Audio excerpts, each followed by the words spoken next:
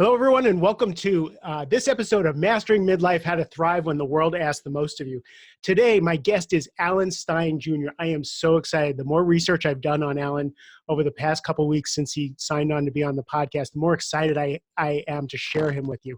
Alan has just written a book called Raise Your Game, The Secrets from the Best of the Best. And at first, I thought this was going to be a book about sports analogies to the business world. And the more that I learned, the more I realized is Alan is a man of substance and brings real experience both to the world of sports and 15 years of being a top basketball coach, and now bringing it into the corporate world where he's a keynote speaker and an author, and he's focused on leadership and performance and accountability in corporations. And now he is just a podcast guest on this podcast. Thank you for being here, Alan. Oh, my pleasure. I'm looking forward to having a meaningful and impactful chat with you. Right. So I'm not sure how many professional basketball players are going to be listening to this podcast. My guess is maybe at least one, given the odds. But there are going to be people who, and this is where you've transitioned your career, who are in the corporate world, who are building businesses, who are trying to figure out how to stay relevant, to perform, and maybe even to perform better than they used to perform. Right. So the question I have for you is, what are you encountering when you're having these conversations that are helping people climb the ladder, stay on the ladder, find sustainability in their careers? One thing I love about these conversations in general is the stuff that's shared in the book, and the stuff that really drives me and energizes me has really high utility and tremendous transfer into all areas of our life. So they don't have to be compartmentalized into basketball or to business. I mean, without question, the stuff that I've learned and that I share often has helped me become a better father. I'm very amicably divorced, so it's also helped me be a better ex-husband. It's helped me in every different area of my life. So when I say the term raise your game, I'm talking about improving performance in all different areas. And I know when most people hear the word performance, they usually relegate that to athletes or to people in the arts, musicians, actors, the cast of Hamilton. But ultimately, I really believe that we're all trying to improve performance in every area of our life, that we want to perform better as spouses or significant others. We want to perform better as mothers and fathers. We want to perform better in our communities. So performance is something that's directly tied to our confidence and our self-worth and our self-value. And everything gets better by default when we feel better about ourselves. So that's why I'm so keen on improving performance, because it's directly tied to how we view ourselves, which then, of course, is directly tied to our happiness, our fulfillment, our significance, our success. So no need for us to compartmentalize it in these different areas. I'm looking to raise all of our games in everything that we do as whole people. I appreciate you saying that, because before we turn the record button on, we discussed that this was going to be a holistic conversation, and how worried I get when people have written a book. How do I bring them over to my side of the my side of the road? And you're already on my side of the road. One of the things that struck me was at the beginning of your TED Talk. You basically give people the secrets of the universe. This is how you can be taller, better looking, a better spouse, and some of you may not choose to do what I'm sharing here. And you talked about habits as being a choice. One of the things that I talk to my clients about, and people in general, is that we need to evolve. We need to change. So one of those things is habits. Yeah. And those are a choice. You can stay the way you are, do the things you were doing the way you were doing them, or you can change some part of the equation to get a different result. Can you talk a little bit about that in your experience? Most certainly. Well, I mean, it's funny because so many of these things we know on an intellectual level, and we know on an intuitive level, but we don't actualize them. And that's what's called a performance gap. That's the gap between what we know we're supposed to do and what we actually do. And all of us as human beings have performance gaps, but the key to happiness and fulfillment and confidence and success and significance is closing those gaps. And it does. It starts with habits, and how you just so brilliantly pointed out, with being able to embrace change. Change is a word itself that causes most people anxiety because we're very habitual creatures as human beings. We like our patterns. We like our routines. We like our grooved behaviors. And when we're asked to change any of those things, it usually causes discomfort. And that's usually where the problem arises, because most people resist discomfort with everything they've got, which is actually futile, because there's no way to eliminate discomfort or adversity or challenges. We're met with those every day. So instead of trying to resist them, I encourage people to lean into them and view change as simply a prerequisite to getting where you want to go, or to becoming who you want to become. And that does take some conditioning, but that's ultimately what we have to do when it comes to habits. Because clearly common sense would dictate, if you keep doing what you've been doing, you will keep getting what you've been getting. If you don't like what you've been getting, then you need to change what you've been doing. And when I say don't like what you've been getting, again, that can be in any area of our life. That can be your relationships. That can be your physical fitness or your appearance. That can be your work performance. But if anything, if you're not performing to the level that you believe you're capable of, it's simply cause and effect.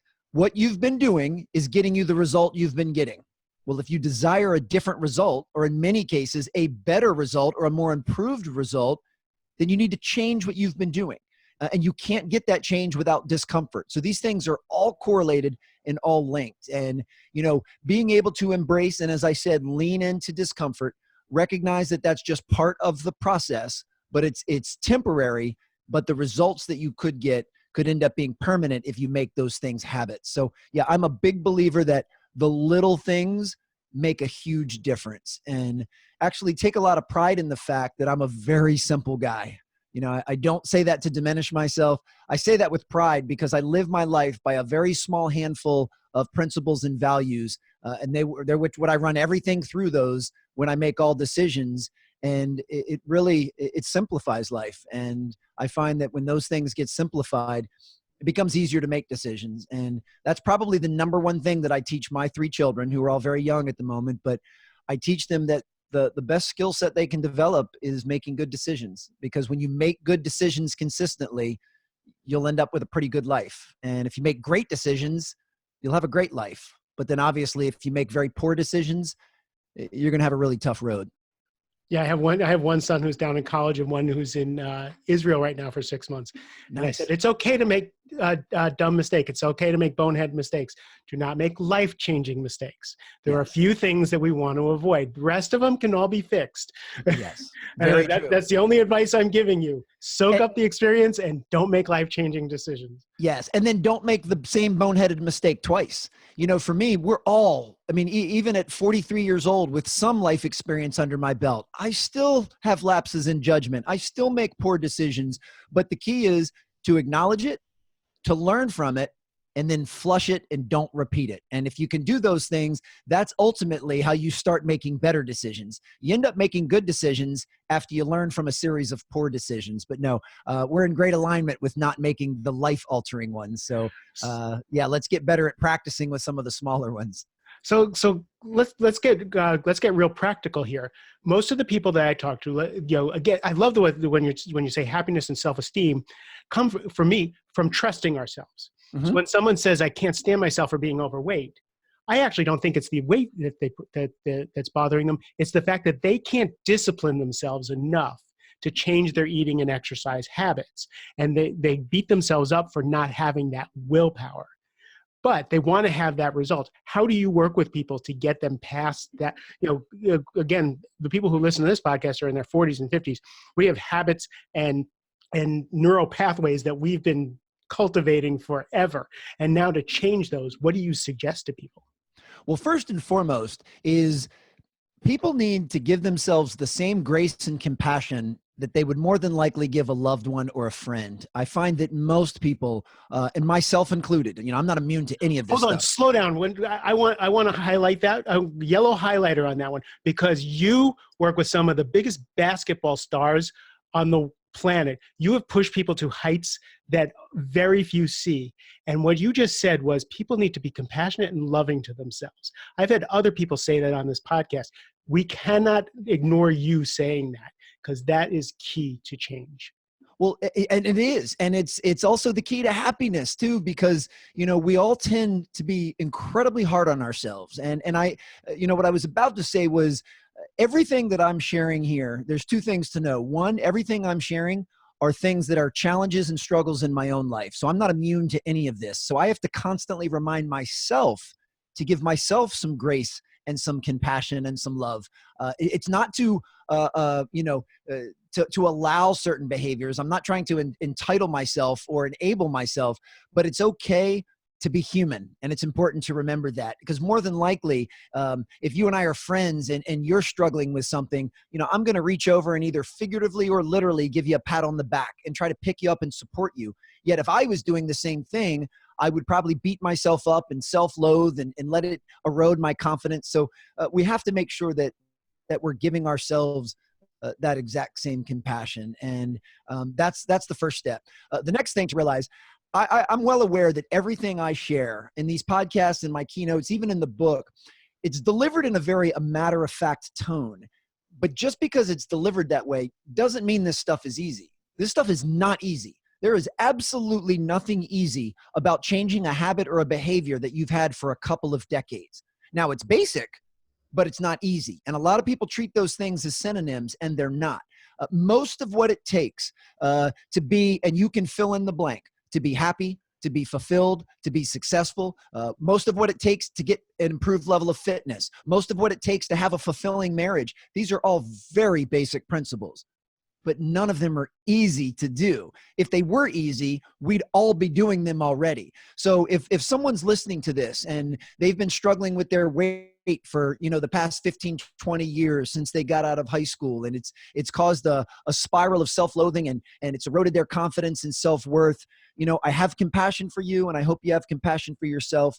What it's going to take to change will be very basic, but trust me, it will not be easy.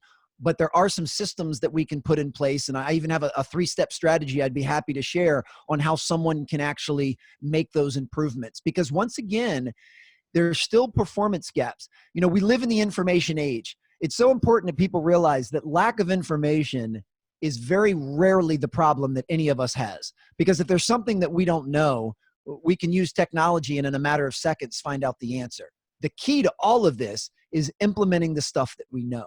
In fact, I'm willing to bet if someone is listening to this and they've been struggling with their weight, I guarantee you they could still make a list right now of healthy foods. I guarantee you they know how much sleep they're supposed to get every night. I know that they know what type of things they should be doing for physical fitness. Their problem isn't lack of knowing. Their problem is lack of doing. They know what to do. They're just not doing it. And we all have these performance gaps in different areas of our life. But I do have a 3-step strategy that I found incredibly effective, not only in my own life, but with those that I work with, on how to close those gaps. So please, if you're driving, we'll have these 3 miraculous suggestions in the show notes for you. Well, the first one is you pick one. And when I say pick one, is you pick one singular behavior or one singular habit that you want to change. The big mistake a lot of people make is they try to change a lot of things at once. I'm willing to bet that a good portion of your listenership are people that are ambitious, they're driven, they've been successful in so many different areas of their life that they're usually pretty good at stuff. So they tend to think that they can make a lot of changes at once. We see this every year on January 1st with New Year's resolutions. And that tends to be the problem, is people tend to try to change multiple things at once. And then a few weeks into the new year, statistically, most of those people are not doing most of those things. And it's because as human beings, we are not wired to take on a lot of change. We're wired to have surgical-like precision. I like to say that if you chase 2 rabbits, they both get away. So you can't. You got to pick one and you have to go after it. So when it comes to changing a habit, I suggest that people start making a list of behaviors or habits that they want to start. And then they also look at the other side of the coin and they start making a list of behaviors and habits that they need to stop. Because inevitably, all of us are doing things on a daily basis that are undermining our ability to be happy, fulfilled, successful, and confident. And we have to stop doing those things. But once we have the list of things to start and we have a list of things to stop, I want them to narrow down to the one singular one that they want to focus on, circle that one, and that's going to be the one that we're going to go after with reckless abandon. And since we brought up health and fitness and vitality, let's stick with that. So if I happen to be overweight and I'm looking to lose some body fat, Let's just say that for my pick one, I'm going to go for a 30-minute walk every day. That's it. I'm not going to rearrange my diet. I'm not going to hire a personal trainer. I'm not going to buy a year membership at SoulCycle and at Orange Theory. All I'm going to do is focus on going for one walk for 30 minutes a day. That's it. And that will lead us to our second pillar, or second step, which is 66 days. And I choose 66 days because it's been shown through research that it takes approximately 66 days to groove a new behavior or a new pattern or a new habit. That's not to imply that there's something magical that happens on that 67th day, but it takes a little over 2 months of daily behavior to make this change. So when I combine step one with step two, I'm going to go for a 30-minute walk, and I'm going to be personally committed to doing that for the next 66 days, which means if I need to go buy a paper calendar from Office Depot and a big red Sharpie, I'm not stopping until I get 66 big X's in a row. And hopefully someone listening to that, 66 resonates with them the way that it does with me, because I look at 66 and I think, okay, that's a little bit of a stretch. Like, that's not easy to do something every day for 2 straight months that I haven't been doing for 43 straight years. However, it's doable. Like, I can do that. You know, it's not, I didn't say 6 years. I said 66 straight days. So it's doable. And then that leads us to the third step, or the third pillar, which is keep the spotlight of accountability on. And what I say by that is we all need to have the humility to acknowledge that changing behaviors are really hard. And even if I narrow it down to one thing, go for a walk for 30 minutes, even though I'm committed myself to doing it for 66 days, I have to have the humility to recognize that I'm going to fall off. I'm going to miss a day. I'm going to skip. Something's going to get in the way. And I need to have a system of accountability to hold me in place. And with that, it can be our inner circle or our personal board of advisors. These are our friends and our family and our colleagues that really want to see us happy. They want to see us succeed. You know, in this case, they want to see us lose those extra pounds. So they're going to help hold us accountable. And it's so important that we realize that holding someone accountable is something you do for them. It's not something you do to them. Holding someone accountable is the truest sign of love that we can give. It basically says, I care about you so much that I'm not going to let you slide. I'm not going to let you get away with doing less than your best, and I'm going to hold you accountable because I care about you. And if folks can focus on one thing, if we can do that by ourselves for 66 days, but then recruit a team of people to hold us accountable and check in with us for that time, we have a very good chance of changing that behavior. And if we're willing to go at that slower pace and only focus on that one thing. And here's the part that we have to have some patience, because if you're overweight right now, just going for a 30-minute walk for the next 66 days is not going to radically change your body. You'll probably lose a little bit of weight, but what it's going to do is it's going to start grooving a new pattern and a new mindset, and it's going to start igniting the change that will come, because after those 66 days, now you're going to move on to something else. And maybe you say, I'm going to cut out sugar for the next 66 days. And then you follow the same process. And then after that, you say, well, now I'm going to get a gym membership and I'm going to work with a personal trainer twice a week for the next 66 days. And now these things start to stack. And over time, what you're doing is you're building a whole new lifestyle. This has nothing to do with just, I'm just going to go for a walk. Now you're starting to live a life that's in harmony with where it is that you're trying to go and what it is that you're trying to achieve. And that's what we're ultimately looking for. Brilliant. I love that. I started an hour and a half every morning meditation practice. Wow. for 28 days. And I also hired Titus Kahutek, who's a past guest, as my personal trainer. So he's got me doing very mindful, very deliberate, almost yoga-like exercises, which for me are just hell, right?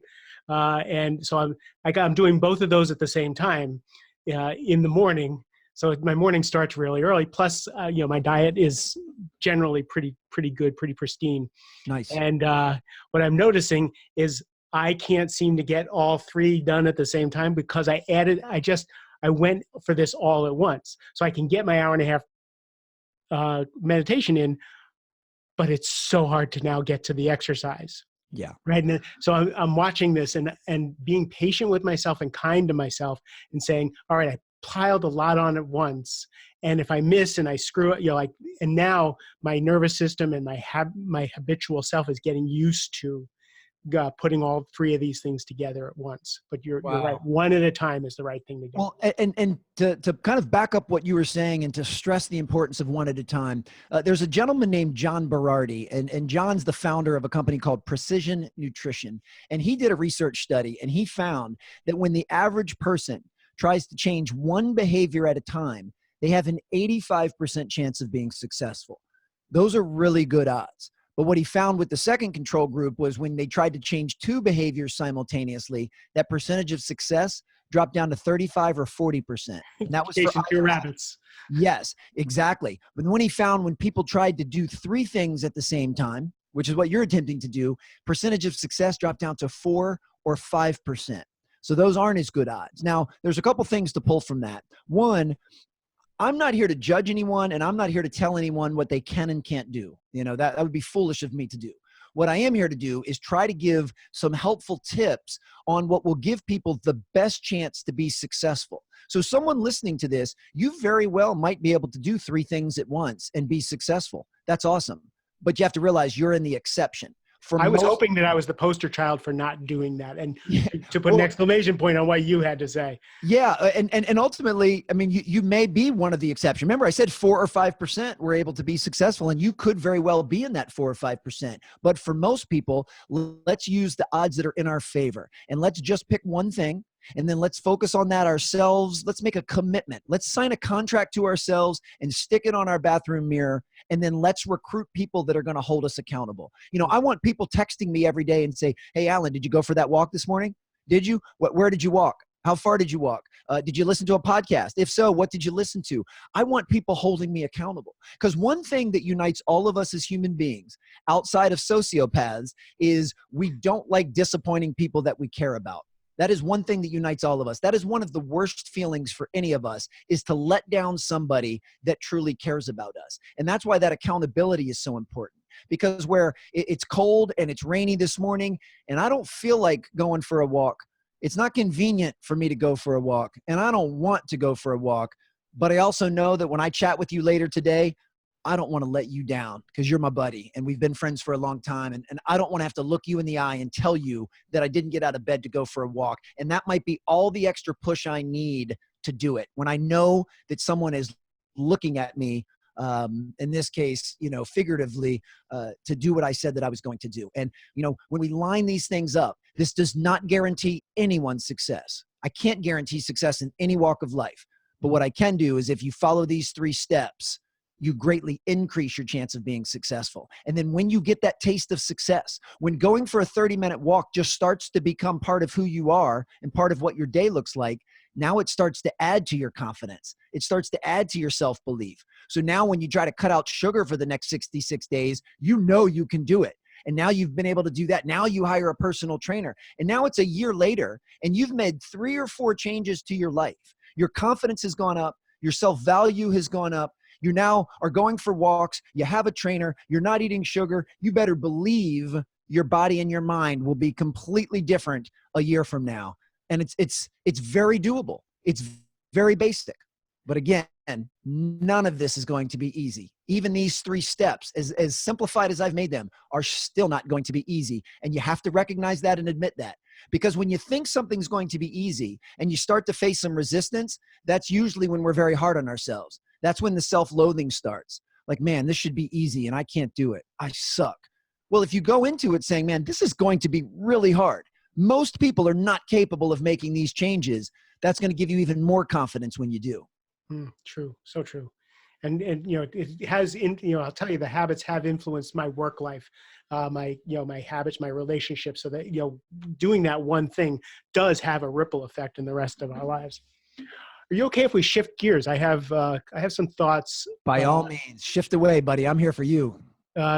So again, what we talked about before we got on the podcast is this, this audience, if I know my demographic well, we're in our 40s and 50s, and our lives are changing. Our bodies are changing. Our relationships are changing. Our responsibilities at work are changing. Elderly parents, kids going to college, and all this stuff.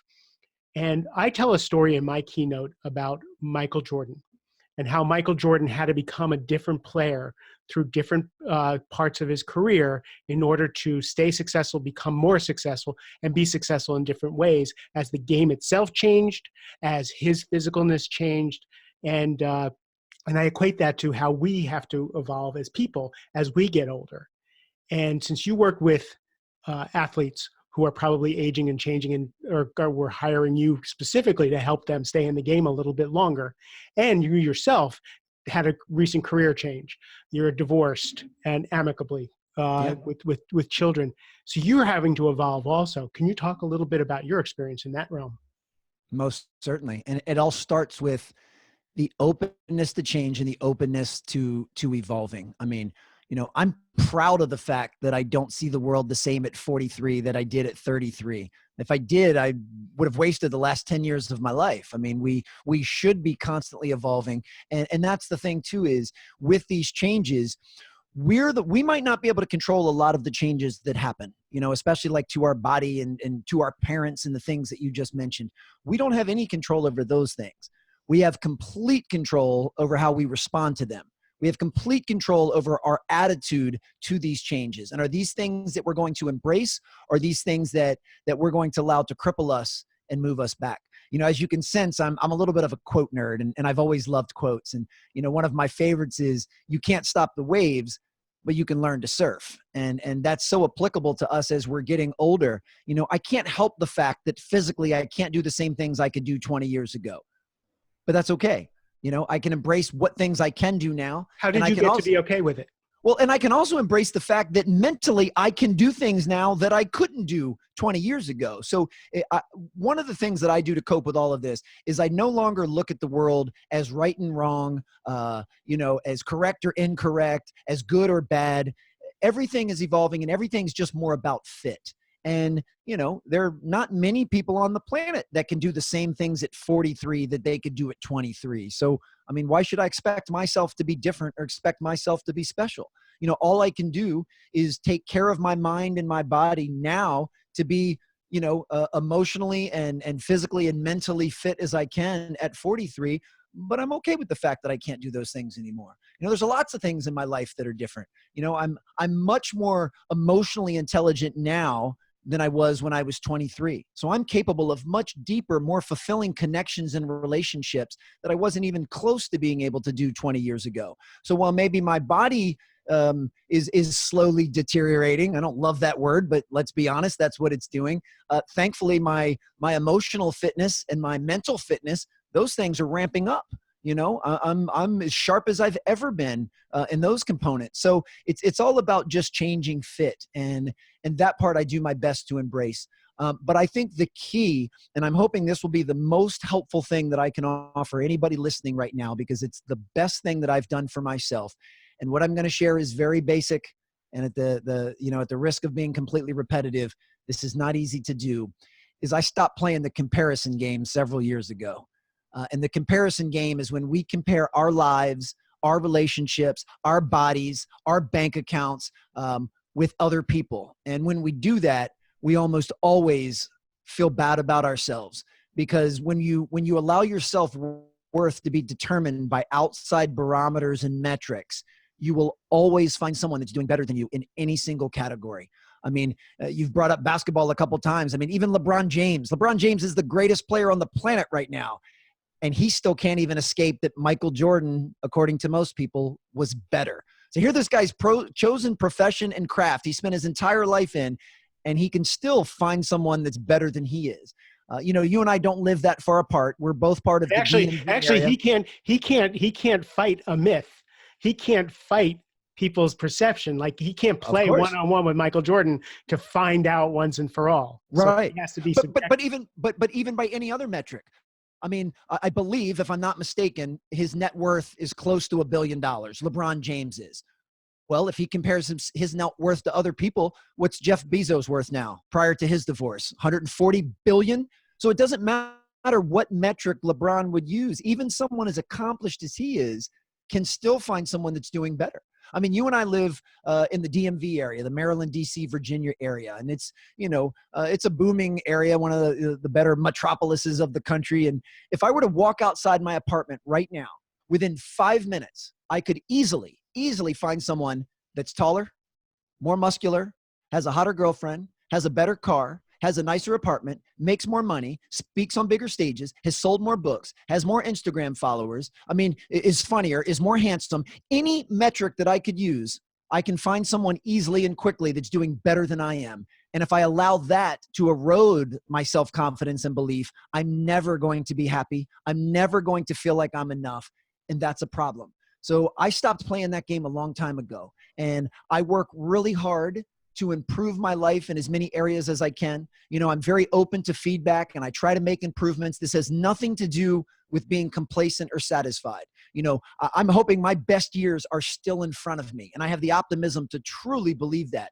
But I no longer allow my value to be determined by what others are doing. And that's where we can often find a pitfall. If you're having a party tonight and you invite me and I come over and see that your house is so much nicer than my apartment, and I peek in your garage and man, you've got a car that's way nicer than mine. And, you're talking about like, I'm going to end up feeling bad and there's no reason to. You're on your path and your journey and I'm on mine. And I'm happy for the fact that you have a nice house and that you have a nice car. You've deserved that and you're a good person. And that by no means takes away from what it is that I have. And it took a while for me to really be able to adopt that mindset. Yeah. How did you get there? But boy, is it a freeing one. It How just did you takes get there? constant, it just takes constant, just constant self-respect, self-introspection and self-awareness and the belief that that's true.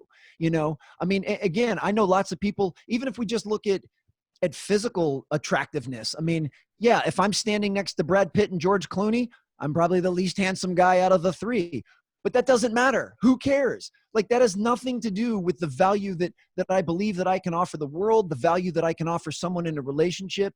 So we have to learn how to feel good about ourselves, because that's the only way that we can truly be happy and fulfilled. And I don't believe you can be truly successful and significant unless you do feel good about yourself. And what makes it interesting and why I was so excited to have this chat with you is, for some reason, when we all hit this midlife time in our life, which for males is around 40 or 50, when we realize that statistically we're on the back nine, for some reason we start questioning all of these things. We start questioning if we're enough, and are we good enough, and shouldn't we have more?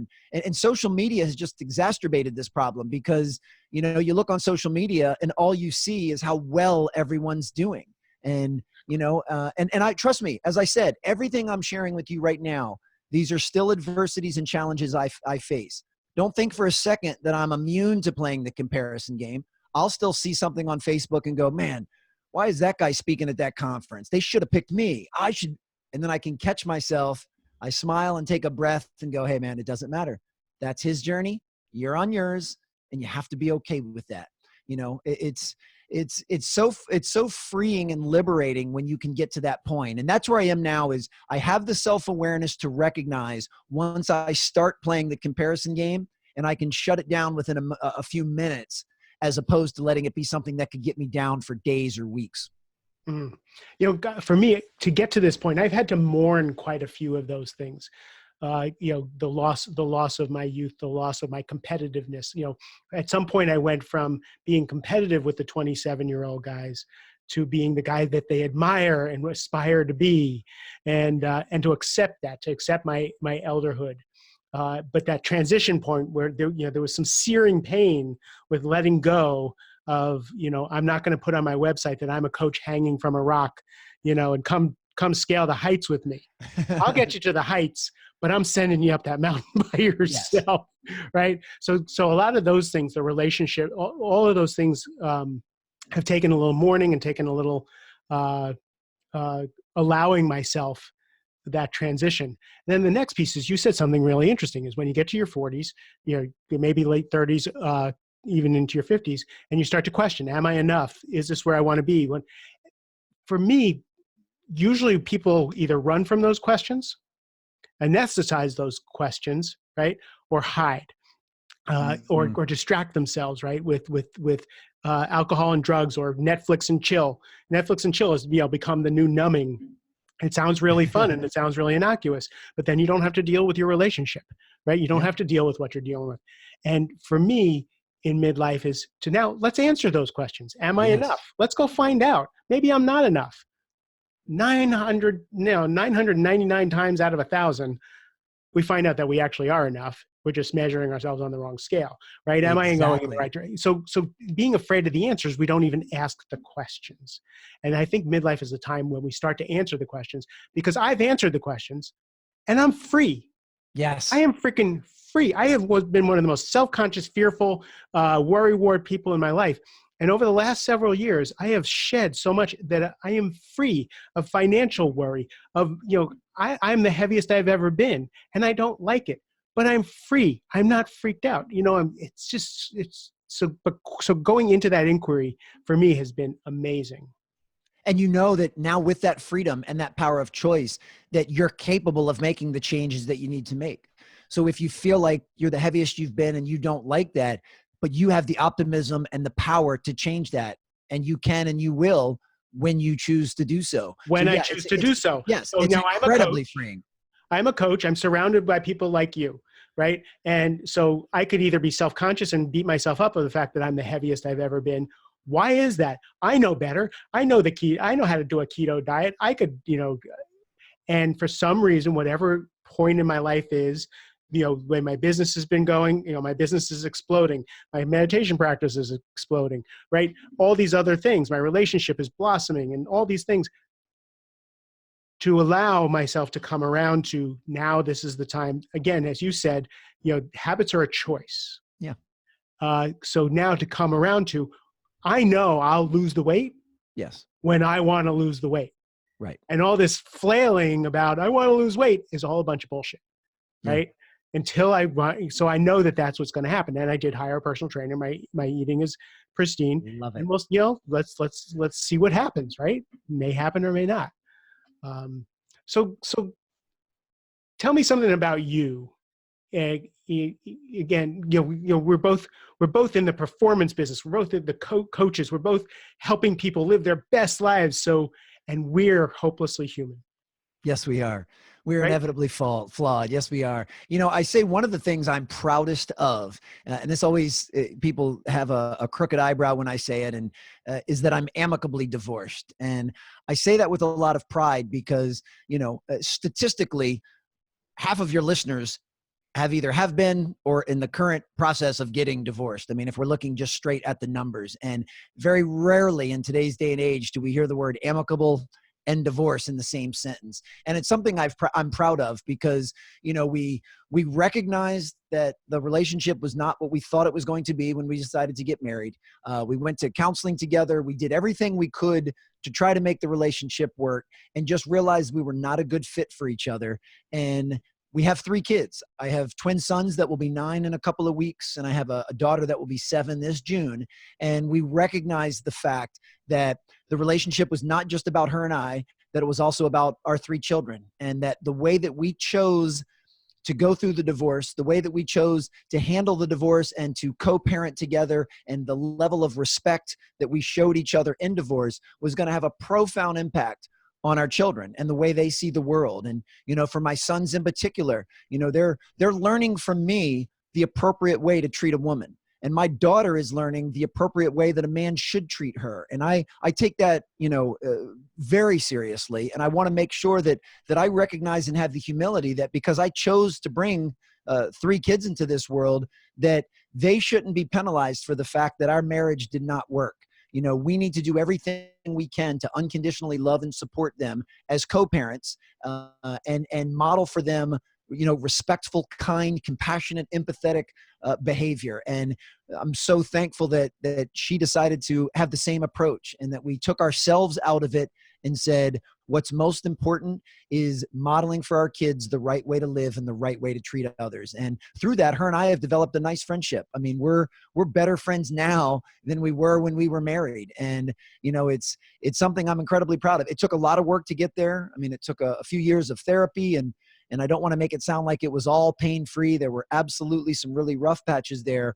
But, 4 or 5 years later, we're good friends. We make great co-parents and feel that we have happy, well-adjusted children that feel loved by us separately instead of us being married. And that's something I'm really proud of. And the work that it took to get there has helped heighten my self-awareness. It's helped heighten my clarity. It's helped me answer all of those questions that you just asked that most people are fearful of, because I had to know the answers to them, because now I'm kind of starting over. I'm back out in the dating world. I don't know if I'll ever get married again, but I'd certainly like to have a partner in crime and a significant other that I can share my life with.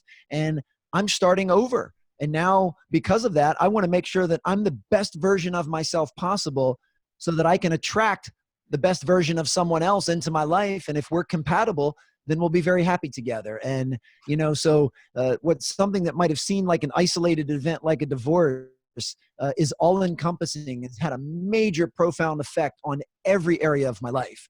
And then if you couple that with 2 years ago, I decided to completely leave the basketball world where I spent 20 years and become a professional speaker. The last couple years between a divorce and a complete career change has shaken things up a lot. And as we mentioned, I'm 43 years old, so I'm on the early end of this midlife conversation. But those are two very big changes that I've made with intention and purpose, and very, very thankful that I made them. Things are starting to fall in place.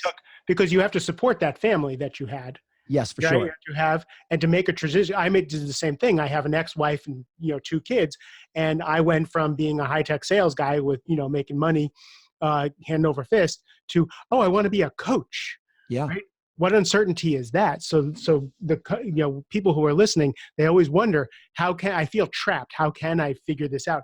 And people do. We do it, but that's a conversation for another day. My ex-wife is actually coming on the show to talk about our divorce and our friendship after the divorce, and what it took for us to get through the hurt, the pain, the disappointment, the sadness, to being each other's champions and friends and raising well-adjusted kids. So that's really cool. Well, I look forward to listening to that, because I know that I'll learn a ton from that episode, and I really commend you for doing the same thing. And it still comes back to this comparison game, because at the core of comparison is this zero-sum mentality that in order for me to win, you have to lose. And I don't believe in that. But that's how a lot of people end up approaching divorce. They're thinking, I want the bad stuff to happen to her and all the good stuff to happen to me. And I don't believe life works that way. I have no vested interest in bad things happening to her. I hope that she loves her job. I hope she meets another man that fulfills her and that she can be happy with. If nothing else, this guy's going to be in my children's lives. And I want him to be a good man that's a good role model for my kids. And I know that when she's happy, when she feels good about herself and things in her life are going well, she's a better mother to my children. She's a better ex-wife. I put that in quotes because her and I make these jokes all the time via text. I'll say, man, you are the best ex-wife ever. Thank you so much for, doing A, B, or C. So it's not this zero sum. I want her to be every bit as happy, fulfilled, and successful as I want to be myself. And, just a side note, as I've got my filter as I'm out in the dating world, one of the non-negotiables for me is if I go out on a date with someone and she's very disparaging of her ex-husband, this ain't going to go any further, because that tells me way too much that if she's still in a place, and I'm not judging, this is not to say that she's bad or she's wrong, but if she's still in a place where she's blaming him for her current state of happiness, I don't need to bring that type of toxicity into my life. She's not ready. So episode 22 of Mastering Midlife is dating in your 40s, just so you know. Awesome. I love it. So tell me, what's up? What big things do you have coming up in the next couple months? Right now I'm in a great spot where I'm really focusing on building my speaking business. And the book that came out a couple months ago, I'm still in heavy promotion mode to try to get that in as many hands as possible. And, what I love about the divorced life, and I say this with a smile, is it's very compartmentalized, which means I have 50-50 custody of my kids. So I have my kids half the time. In fact, when this podcast is over, I'm going to pick them up from school. And when I'm with them, I can be very present and focused on them, because I know that when I'm not with them, I can pour all of my heart and soul into my work, which is something that brings a lot of meaning and fulfillment to me. This has nothing to do with being a workaholic. I really love what I do, and that's where I choose to spend my time when I'm not with my kids. But the professional speaking business is perfect for this type of compartmentalized life, because I can be present with my kids and then I can be present with my work, and I don't have to let the two intermingle. They occasionally do, just by happenstance, and that's the way the world works. But generally speaking, nothing new or huge on the horizon, just continuing to pour into my children, continuing to build my speaking business and sell some books, and just have a very high quality of life. For me, that's the number one filter that I run every decision by. Is this going to raise or lower my quality of life? That's the first thing that I ask. And if the answer is it's going to raise it, then I can go on to the next level and ask the next question. If the answer is this is going to lower my quality of life, then I have to look at it with a keen eye and ask, in what way and for how long? I understand that sacrifices have to be made, and that I might have to make a temporary sacrifice and not see my kids as much in order to do something that could then allow me to see them much more in the future. So I'm not saying that the world is all ice cream and puppy dogs, but generally speaking, my quality of life is what's most important. And right now, I have a wonderful relationship with my kids. I love being single and out in the dating world. I have a career that I find a lot of meaning in, and I get to fill people's buckets, and I get to travel. I'm in a really good place right now, and I'm incredibly thankful for that, and I don't take it for granted, and I'm not going to make any decisions that's going to erode any of that. It's beautiful. So if you want to learn more about Alan, we'll put his website in the show notes. The book is Raise Your Game, Secrets from the Best of the Best. And if you really want to treat, I'll put a link to the TED Talk, where he does talk about being 100% wherever you are, whether you're with your kids or whether you're at work, just being present where you are. I love that TED Talk, so I will share that with you. So thank you for being with us. And Alan and everybody else, thank you for joining us. If you like the show, please like it, share it, leave us a comment. Tell me what subjects you'd like me to cover in the future. I love you, and have a great rest of the day. Thank you again, Alan.